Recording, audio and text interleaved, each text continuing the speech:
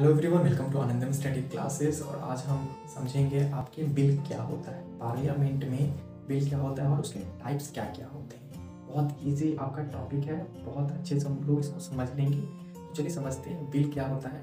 ये कोई आपके इलेक्ट्रिसिटी का बिल नहीं है या वाटर का बिल नहीं है, ये बिल है आपके पार्लियामेंट का, याद रखिएगा। हम पार्लियामेंट में समझेंगे कि बिल का मतलब क्या होता है वहाँ, और इस छोटे से वर्ड को वहाँ कैसे लिया जाता है और कितने टाइप्स के आपके बिल होते हैं। तो चलिए समझते हैं आपके बिल और उसके टाइप्स। चलिए समझते हैं बिल क्या होता है। आपके सबसे पहले बिल का मीनिंग समझेंगे कि बिल है क्या, इसका जो डेफिनेशन है छोटा सा वो समझ लेंगे। फिर क्या है आपका टाइप्स ऑफ बिल को समझेंगे। अगर हम बात करें किस क्लास से हमें इसका जिक्र मिलता है, तो क्लास 8 से आपको इसके बारे में जिक्र मिल जाएगा। फिर आप आइए क्लास 11th के, तो क्लास 11th में पॉलिटिकल साइंस में इसके बारे में अच्छा खासा जिक्र है।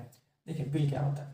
बिल कुछ नहीं होता है सर, अगर सीधा साधी बात करें तो जो पार्लियामेंट है ना, पार्लियामेंट जहाँ लोग होते हैं, जहाँ पे लोग कानून बनाते हैं, जो हमारे रिप्रेजेंटेटिव होते हैं, उनको, उन लोगों के लिए खासकर ये जो वर्ड है आपके बिल, ये डिफरेंट है। हमारे यहाँ आपका इलेक्ट्रिसिटी बिल आता है, आपके वाटर बिल आता है, लेकिन ये बिल है पार्लियामेंट का। ठीक है, ये बिल पार्लियामेंट का है। तो जो लोग पार्लियामेंट में बैठते हैं वो किस लिए बैठते हैं? वो इसलिए बैठते हैं कि वो हमारे लिए कुछ कर सकें। यानी देश को कैसे चलाना है, आपके देश में कैसा कानून चाहिए जिससे कि क्या हो, आपका रोज़गार बढ़ जाए या ट्रेड बढ़ जाए, आपका कि शिक्षा व्यवस्था अच्छा हो जाए। तो वहाँ बैठे जो नेता होते हैं वो क्या करते हैं, आपके कोई भी अगर कानून लाते हैं आपके, तो जो वो लाते हैं पार्लियामेंट में उसको बिल बोलते हैं। आपने रिसेंट डे में सुना भी होगा फार्म बिल के बारे में, जो बहुत चर्चा में भी आया था। आपके फार्म बिल, उसको देखिए फार्म बिल कहा जाता है। क्यों? क्योंकि जब आपके पार्लियामेंट में उसको पेश किया गया आपके, तो उसके सामने बिल लगाया। देखिए सबसे पहले जब पेश किया जाता है ना, तो उसको बिल होता है। जब बिल पास हो जाता है, लोकसभा प्लस राज्यसभा, यहाँ पे प्लस प्रेसिडेंट का साइन हो जाएगा, तो ये क्या हो जाएगा, एक्ट बन जाएगा या कानून आप बोल दो। ठीक है, समझ में आ रहा है आपको? बिल क्या होता है? बिल जब आपके सदन में रहता है ना, पार्लियामेंट में, आपके लोकसभा राज्यसभा में, तो बिल ही के नाम से जाएगा। प्रेसिडेंट के पास भी जाएगा तो बिल ही के नाम से जाएगा। लेकिन जब बाहर प्रेसिडेंट का साइन हो जाएगा, बाहर निकलेगा, तो उसको एक्ट हो जाता है, यानी वो कानून बन चुका है, उस पर प्रेसिडेंट का साइन हो चुका है। बिल कब तक है? वो जब तक सदन में है, जब तक सदन में है, आपके लोकसभा में रहे या राज्यसभा में रहे, जहाँ प्रेसिडेंट प्रेसिडेंट के पास आकर साइन हो जाएगा, तहाँ वो क्या बन जाएगा, आपके एक्ट बन जाएगा।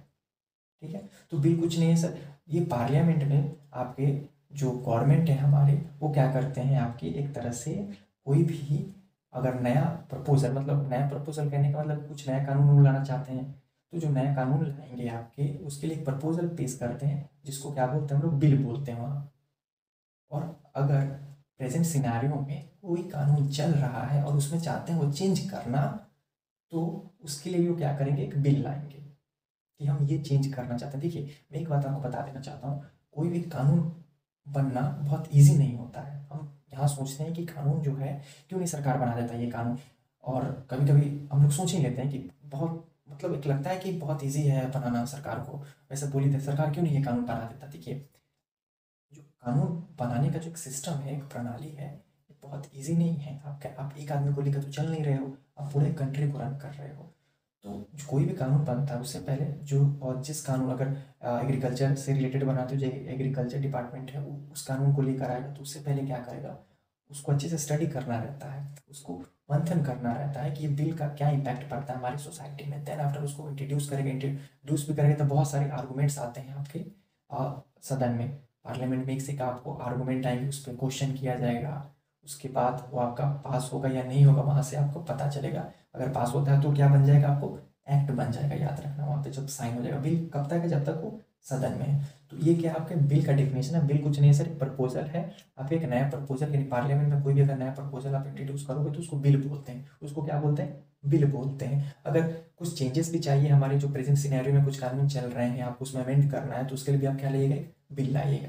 ठीक है, अब बिल में होता क्या है, बिल में कुछ नहीं होता, उस रिलेटेड मैटर होता है। अगर फार्म बिल लाए हैं तो फार्म के रिलेटेड उसमें क्या है, बातें लिखी हैं कि इसको कैसे इंप्लीमेंट करेंगे, इसमें किस किस वर्गों को ध्यान रखा जाएगा, कोई चीज़ छूट तो नहीं रहा है, मतलब चीज़ों का उसी मैटर से रिलेटेड उसमें बातें होती हैं सर। तो ये रहा बिल का डेफिनेशन। ठीक है, आगे बढ़ते हैं। आगे क्या है, टाइप्स ऑफ बिल है। ठीक है, फर्स्ट क्या है, गवर्नमेंट बिल। नाम से ही ये सब क्लियर है, बहुत ईजी है। थोड़ा सा ध्यान देंगे हम लोग, मैंने डिफिनेशन लिख दिया क्योंकि काम आ जाएगा आपको। ठीक है, और कभी कभी मान लीजिए एग्जाम में भी आ जाता है, तो आपको ईजी वे में रहेगा लिखना। देखिए गवर्नमेंट बिल क्या होता है, कुछ नहीं, गवर्नमेंट के जो मिनिस्टर होते हैं अगर वो इंट्रोड्यूस करते हैं सदन में तो उसको गवर्नमेंट बिल बोलते हैं। A bill introduce by a minister is called government bill.